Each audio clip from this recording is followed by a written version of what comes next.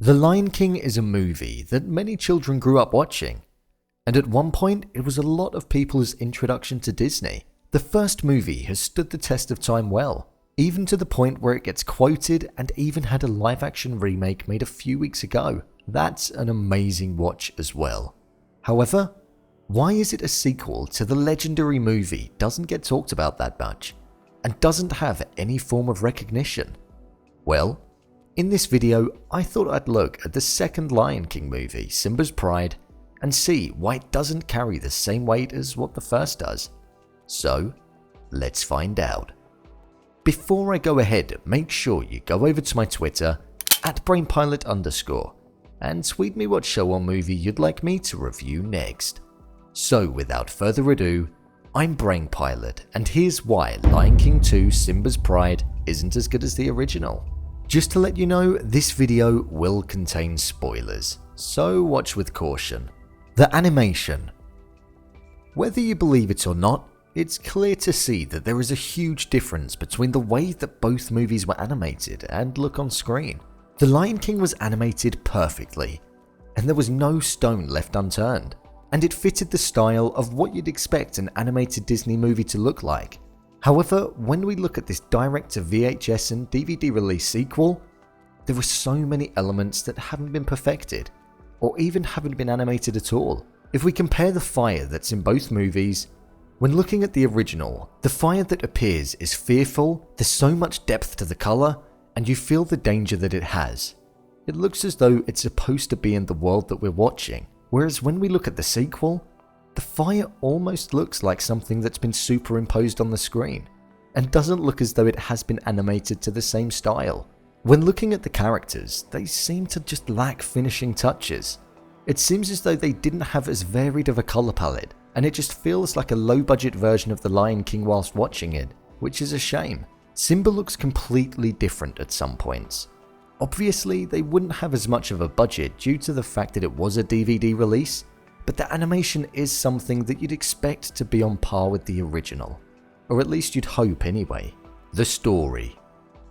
One issue that I find is the fact that we are literally seeing, at its core, the same story as what we saw in the first movie.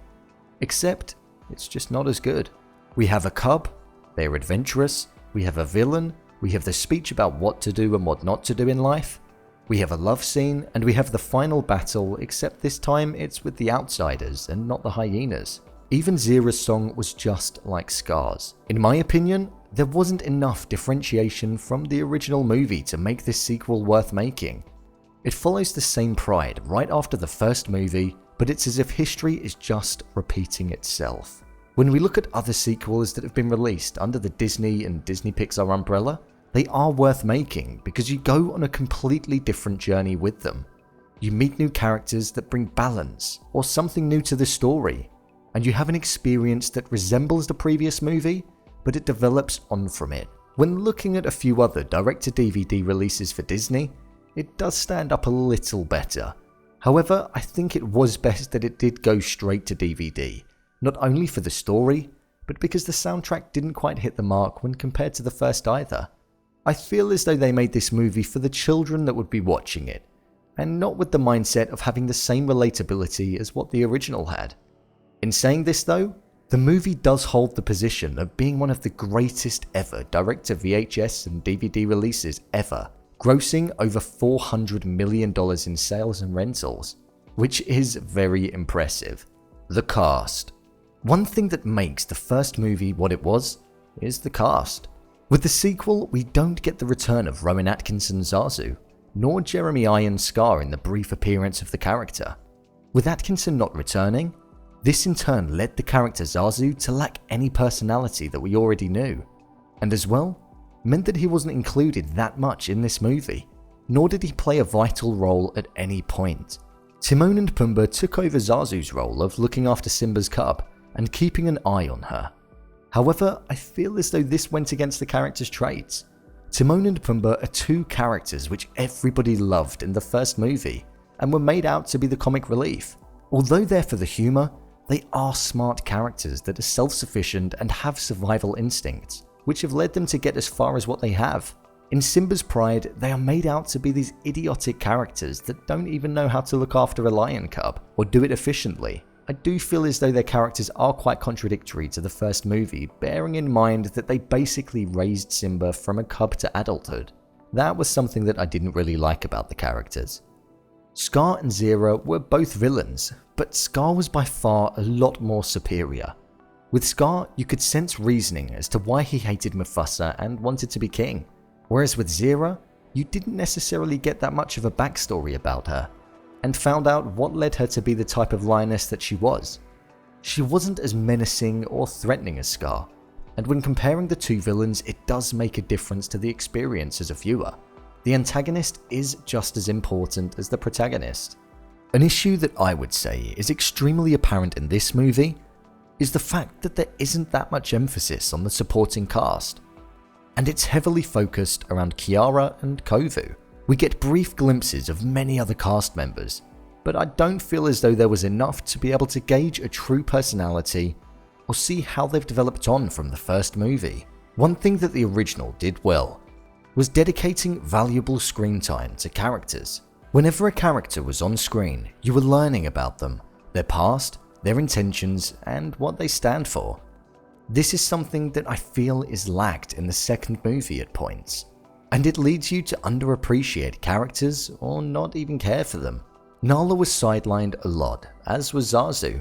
However, Rafiki was given more time, but I feel as though with that, he didn't seem as wise or powerful. One key thing about Rafiki was the mystery surrounding him, and how he's able to know a lot of what is going on. But in this movie, he had a lot more time on screen, and we started to see a silly side to him that didn't run true with the first movie. This was distant to the side that makes him seem intelligent and all-knowing. I feel as though part of the character was missing slightly in the sequel. So from that, it's about giving the character enough time for what it is that they specifically need to serve their purpose. Another main part of the first movie that didn't make an inclusion in the sequel is Hans Zimmer. Hans Zimmer scored the original, and that made a difference. He's a musical genius that knows how to translate emotion from pictures into music, and then music to the audience, tying all three elements together. The score for the second movie was still really good, but it didn't feel as reliant on the music, nor would I say it resonates in the same way. What I enjoyed. Now I know it seems as though I've just spent all of this time providing reasons as to why it's a bad movie. However, there are elements that I do like about it. I do like the final fight scene, and also the inclusion of the character Nuka. There were many occasions where he did make me laugh, and his death scene was also quite sad. He was a character that you did get to know, and you did feel for despite being on the wrong side. The overall message of the movie is something that I also can appreciate. The focus on the importance of family and the mirroring of what the first movie stood for is something that you do feel. As well, I do like the fact that you just get to see more of the Lion King. Simba's a great character, and seeing everyone else on screen for a second time with a different story is always going to be enjoyable. Overall, I would say that this movie isn't the greatest sequel that was ever created, nor should you go in with those expectations. It seems like a lower budget, slightly worsely animated version of the first movie, but you can sit through it and enjoy it for what it is. Remember, it's a direct release to DVD, so it's not going to be as good. At its heart, it is The Lion King, and as I said, it mirrors the same story. It won't give you that same feeling as the original, or like when you watch a sequel to Toy Story or Monsters Inc. However, for a direct to VHS and DVD, it's okay. Take it for what it is. If you want to support the channel in a different way, then head over to my Patreon. Over there, you can get your hands on some exclusive content that's just for you. Take a look and see what you think.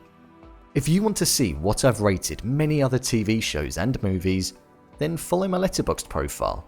Comment a movie and I'll rate it over there. What do you think of this movie? Did you enjoy it? Leave a comment down below. And don't forget to subscribe. I'll see you next time. I'd just like to say thank you to my patrons B-Cypher and Lucy Nathanson.